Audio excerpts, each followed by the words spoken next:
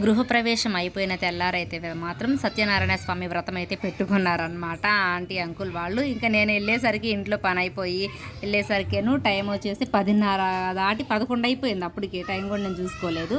ఇక పూజ అంతా అయిపోయిందనమాట. నేను వెళ్ళేసరికి కథ అప్పుడే స్టార్ట్ చేశాను. నేను వెళ్ళగానే అమ్మయ్య పోనీలే కనీసం కథ వినటానికైనా సరే నేను టయానికి వచ్చానులే అని అనుకున్నానమాట. ఇంకా పూజ మొత్తం అయిపోయిన తర్వాత అయితే ఖచ్చితంగా మనం ఈ ప్రసాదం తీసుకునే రావాలన్నమాట, సత్యనారాయణ స్వామి ప్రసాదము.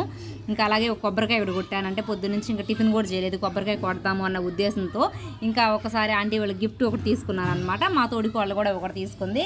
మా బుడ్డ తీస్తాను పెద్దమ్మ నేను ఇస్తానంటే సరే ఇవ్వమ్మా అన్నాను. ఇక గిఫ్ట్ ఇచ్చి అయితే మీకు కిందకు వచ్చేసేసామన్నమాట భోజనాల దగ్గరికి. ఇంకా అప్పటికే 12:31 అయిపోయిందనమాట. ఆ టైమే కదా ఇంకా తింటున్నామన్నమాట. ఇంకా మా వాడికి నన్ను తీపిని అని ఒకటే గొడవ చేస్తున్నాడు వీడియోలో నేను పడాలని. నిజంగా దేవుడు భోజనాలు అంటే మాత్రం ఎక్కడైనా సరే బల్లి కుదురుతాయండి. నాకైతే చాలా బాగా నచ్చాయి భోజనాలన్నీ.